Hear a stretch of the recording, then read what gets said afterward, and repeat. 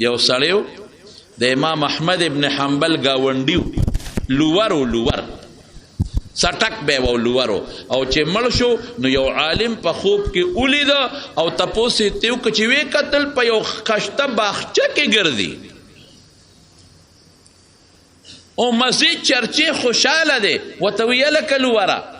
چې مړ شوې کوم خوا لاړې وی چې مړ شومه نو دې باغ کې جنت کې او احمد ابن حنبل سره په دنیا کې هم ګاونډي هم دلته هم ګاونډي اوس سکے هغه سره دنیا کې هم ګاونډي هم دلته هم ګاونډي دا مولا صاحب راویښ شو چې راویښ شو د لور کور تلال ښځې ته یې وله ور وډباو وی یاره یو تپوس ته نه کوم ستا خاوند خو ما ډېر ښه ولید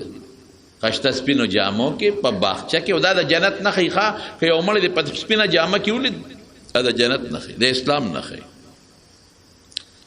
برقه ابن نوفل متعلق اخو هغه زمانه کې مړو چې کومه زمانه کې له حضور پاک ته د دعوت ذکر نور هغه چې خلکو ته وایي چې ایمان راوړی نو خدیجه رضی الله عنها دې تپوس وکړو وی الله رسول ورقه خدا ویلو چې که زه جمدې پاتې شم او ته خلکو د وطن نه استې مدد به دې کوم او دیم ویلو چې دا کوم تعالی څوک راغلی دي په غار حرا کې دا هغه فرشته ده چې موسی علیه السلام له راتله خو تا چې کله د ایمان دعوت ورکو د هغې نه مخکې مړ دی نو کوم ځای دی ورقه حضور پاک ورته وی ما په سپینه جامه کې په خوب کې لیدی دی او چې په سپینه جامه کې دی څوک په خوب کې ولید دا د ایمان نښی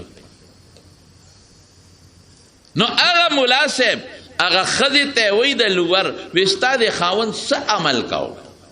ما ښکلې جامه کې باغچه کې په باغ کې ولید او صاحبه خوشحاله دی چې هلقدمي کوي وی د احمد ابن حنبل ګاونډي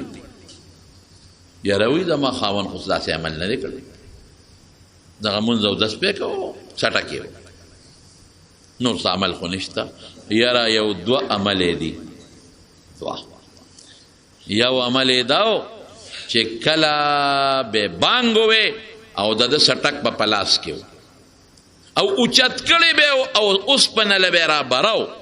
نو چې بانګ به ووې نو سټک به اوسپنه نه براو غاړې ته به کېښود جومات ته به روان شو نیمګړی کار به هم په ځای پرېښود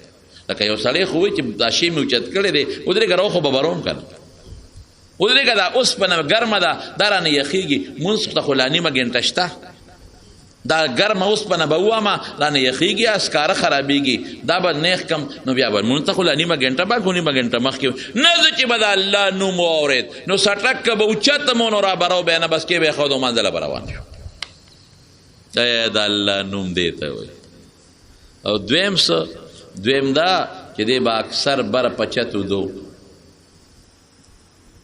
امام احمد ابن حنبل به هلته ودو خپل کور کې نو ده ته به ښکارېده نو ده به وي یا الله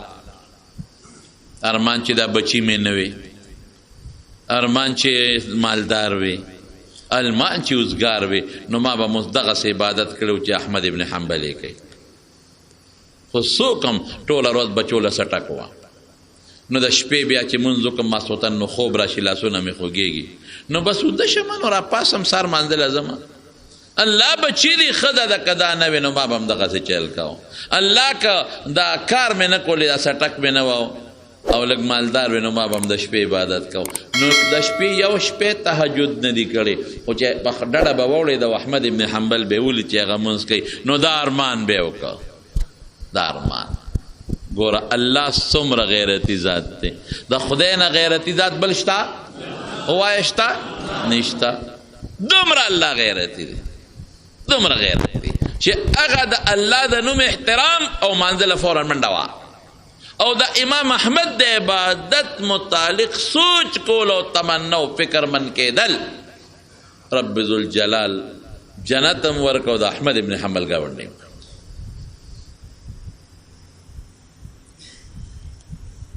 په هر کیف